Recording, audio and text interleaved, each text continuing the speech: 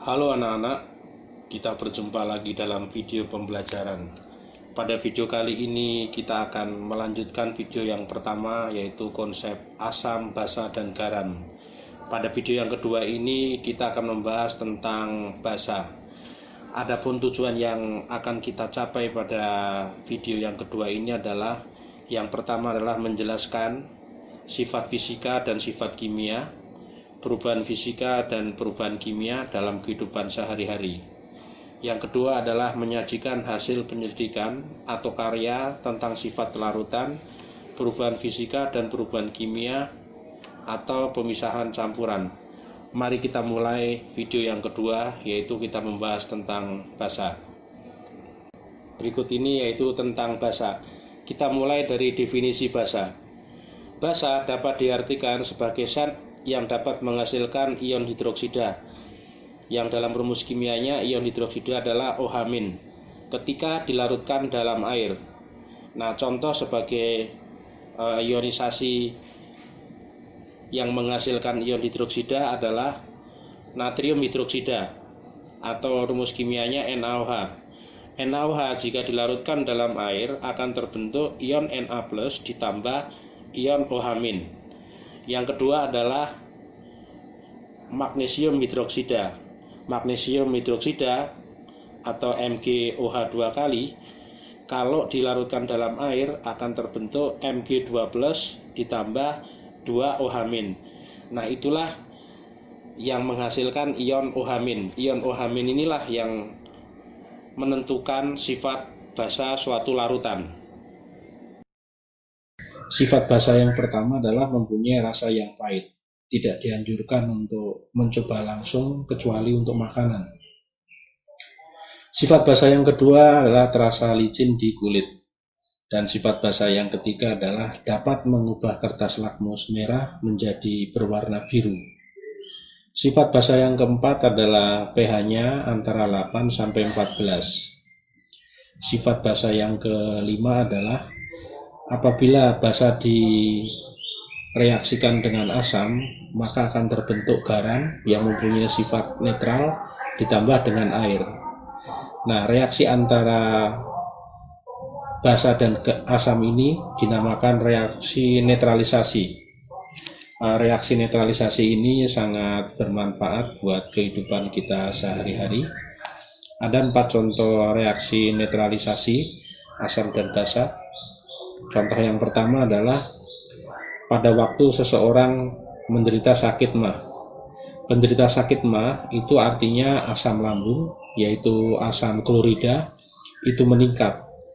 Maka untuk menetralkan, minum obat sakit MAH, karena obat sakit MAH mengandung magnesium hidroksida yang mempunyai sifat basa sehingga menjadi netral. Penggunaan netralisasi yang kedua adalah pengobatan akibat sengatan serangga. Sengatan serangga itu mempunyai sifat yang asam. Maka untuk menetralkan biasanya digunakan pasta gigi yang mengandung alkalin, karena alkalin mempunyai sifat basa. Reaksi netralisasi yang ketiga adalah perlindungan terhadap kerusakan gigi.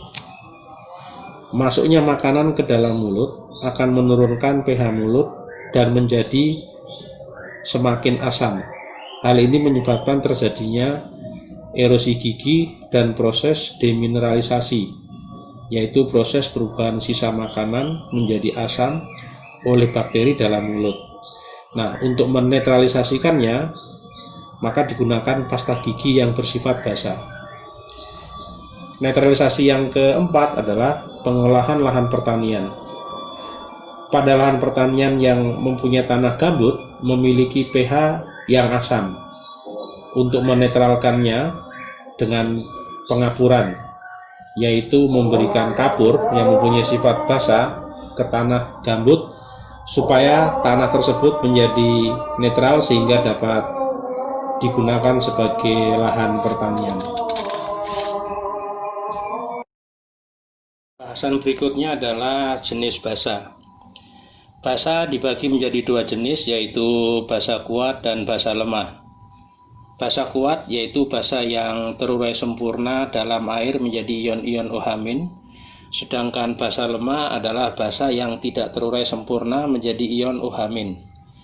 Basa kuat dan basa lemah pada umumnya terbentuk dari unsur logam golongan 1A dan golongan 2A.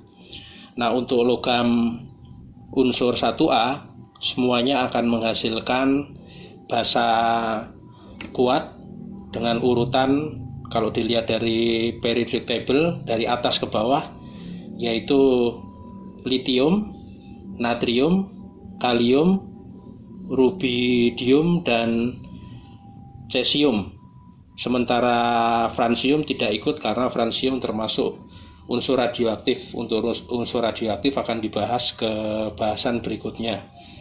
Nah, jika direaksikan antara lithium ditambah dengan OH- akan menghasilkan basa LiOH kalau dibaca lithium hidroksida, karena Li adalah lithium, OH adalah hidroksida, jadi dibaca lithium hidroksida.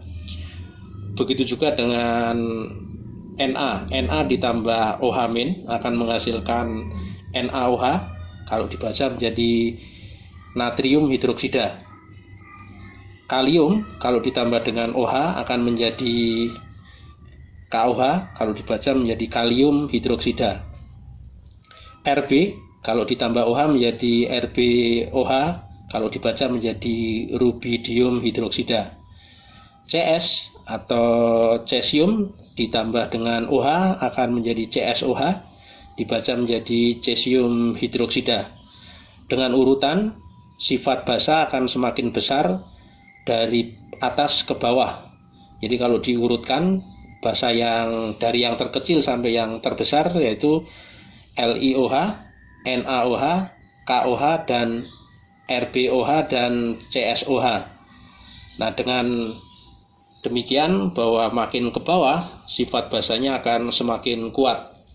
Untuk golongan logam 2A itu akan terpecah menjadi basa lemah dan basa kuat jika diurutkan dari tabel periodik dari unsur golongan 2A yaitu Be atau berilium, Mg magnesium, Ca kalsium, Sr strontium, Ba barium, dan Ra radon. Itu adalah radioaktif, tidak termasuk untuk pembentukan basa. Maka untuk unsur dua yang pertama yaitu Be dan Mg, kalau direaksikan dengan 2OH akan menghasilkan BeOH 2 kali atau dibacanya berilium hidroksida. Sedangkan Mg ditambah 2OH- akan menjadi MgOH 2 kalau dibaca menjadi magnesium hidroksida. Sedangkan Ca kalsium kalau ditambah dengan 2OH akan menjadi kalsium hidroksida. Sr strontium ditambah 2OH akan menjadi SrOH 2 kali atau strontium hidroksida. Ba ditambah 2OH akan menjadi BaOH 2 kali atau barium hidroksida. Sedangkan Ra atau radon adalah unsur radioaktif yang tidak terlibat dalam pembentukan senyawa basa. Nah, untuk Be dan Mg yaitu basanya yaitu berilium hidroksida dan magnesium hidroksida adalah basa lemah. Sementara CaOH 2 kali, SrOH 2 kali, dan BaOH 2 kali adalah termasuk basa kuat.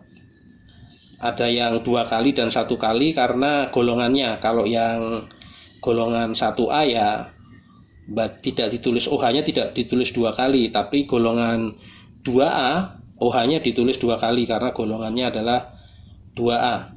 Nah, demikianlah pembahasan tentang jenis-jenis basa.